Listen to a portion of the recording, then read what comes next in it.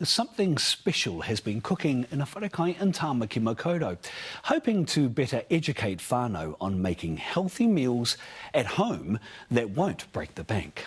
Māngai's Papatūānuku Kokiri Marae has teamed up with a TV chef for the trial program that also aims to be environmentally sustainable.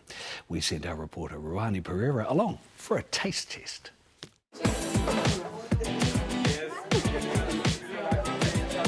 Let's see.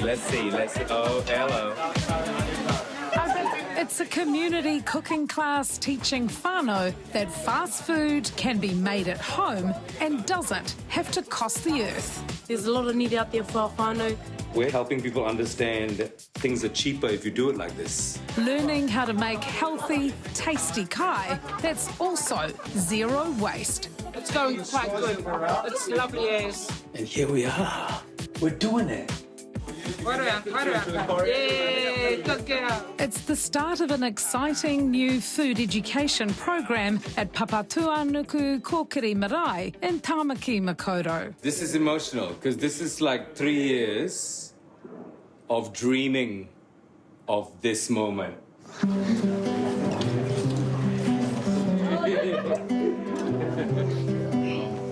Kia ora, everyone. So today what I'm hoping to do for you guys is I want to give you some freedom, I want to give you some skills, I want to make you feel good about yourself. TV chef Ganesh Raj has teamed up with the marae to encourage whānau into the wharekai and break the habit of eating expensive and unhealthy takeaways.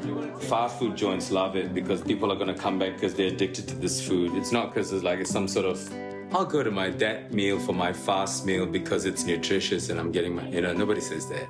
4 onions, that'll be the first job. When I say go, that'll be the first job, is chopping the onions, okay?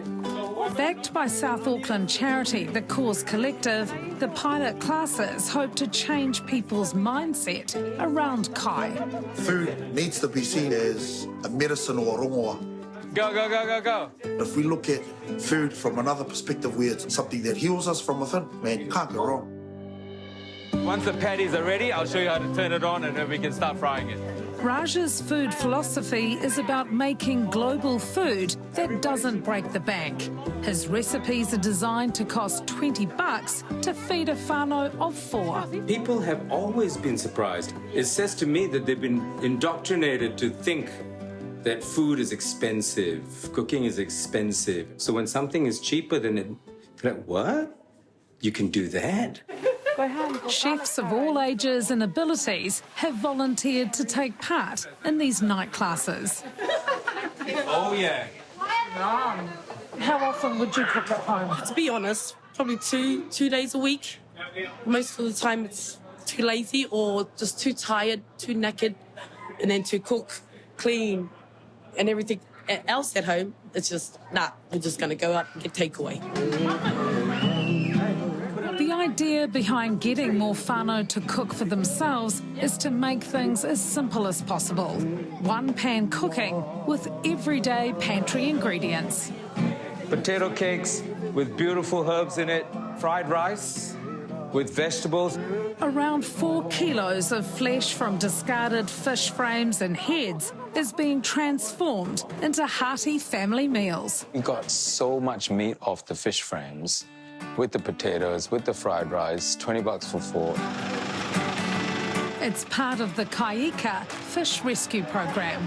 Wednesday and Friday we serve to the community. What probably would have went to landfill is now being given to our family who really respect it and really love it, and yeah, you can tell by the lines. Lines of cars queue up. The demand from whānau has grown in popularity as supermarket prices skyrocket.